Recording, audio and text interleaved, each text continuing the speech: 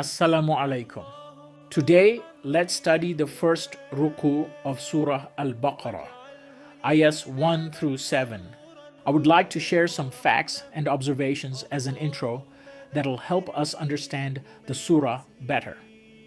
Surah Al-Baqarah is the longest surah in the Quran. It was revealed post-migration from Mecca to Medina. The surah is coupled with the next surah, Al-Imran. Prophet Muhammad referred to these two surahs as the Az-Zahrawain, meaning the two radiant ones, and described them as the apex of the Quran due to their comprehensive guidance and profound spiritual depth. Surah Al-Baqarah can be divided into two major halves. The first half consists of 18 rukus, or sections, which primarily is a direct address to the people of Medina. In this half, the first 4 sections serve as an introduction, summarizing the core themes of the 2/3 of the Quran already revealed during the Meccan period. These sections are the intellectual and spiritual connections between the revelation in Mecca and Medina. The next 10 sections focus on the religious scholars and leadership of Medina. The first of these 10 sections is an invitation to embrace Islam. The following 9 sections deliver a detailed critique, explaining the historical and moral reasons why their religious traditions are ultimately disowned. In Mecca, while praying, Muslims faced Kaaba, so that Kaaba and Jerusalem were both lined up together. However, Medina being in the middle of Mecca and Jerusalem, it was no longer possible, so they continued praying facing Jerusalem, with their backs to Kaaba. The final 4 sections in this half focus around the Tahwil, Qibla, the change in the prayer direction, from Jerusalem to Kaaba, symbolizing a turning point, affirming the emergence of a distinct Muslim nation. The second half of Surah Al-Baqarah, composed of 22 sections, is addressed primarily to the Muslim community. It lays out legal, social, financial, and spiritual guidance to shape the ethical and communal foundation for believers. Bismillah, ALM. This is the book free of all doubt, a source of guidance for those who are mindful of God. They are the ones who believe in the unseen, establish regular prayer, and give from what we have provided for them. And those who believe in what was revealed to you, O Muhammad, and what was revealed before you, and who have firm faith in the hereafter. They are the ones who are guided by their Lord, and they are the ones who will be truly successful. Indeed, for those who choose to disbelieve, it makes no difference whether you warn them or not, they will not believe. God has sealed their hearts and their hearing, and over their eyes is a veil. For them there is a severe punishment. The first ruku of Surah Al-Baqarah begins by emphasizing the divine origin and purpose of Al-Kitab, the book, referring to the Quran as the continuation and culmination of previous scriptures known to earlier nations. The Quran emphasizes the common roots to reunite the Abrahamic-based religions.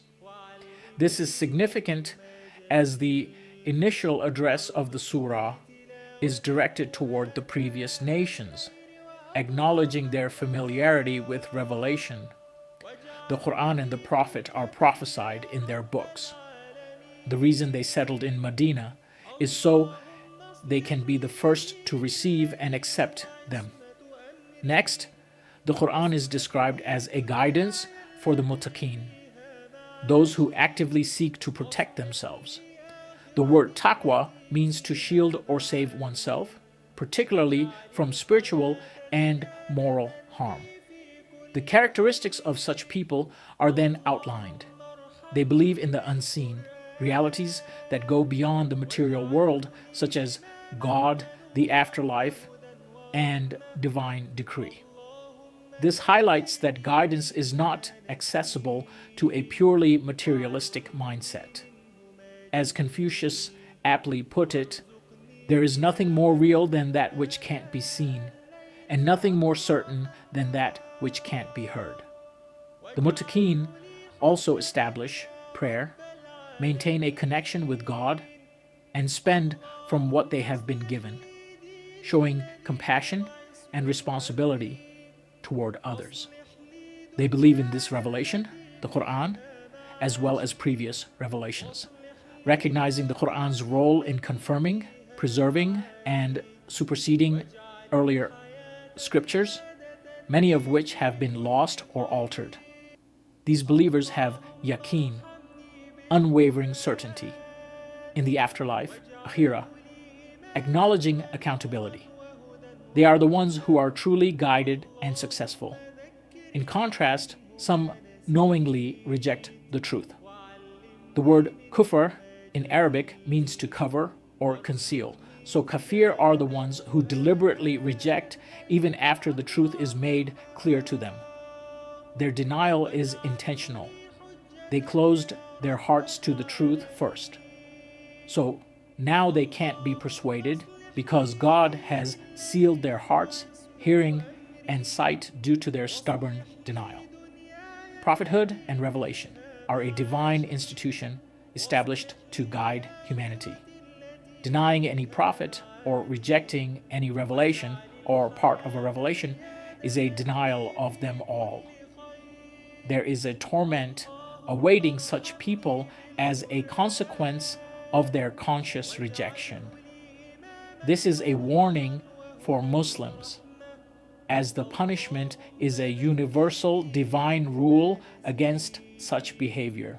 Now, let's hear the ayahs of the Quran in Arabic. أعوذ بالله من الشيطان الرجيم بسم الله الرحمن الرحيم ألف لام ميم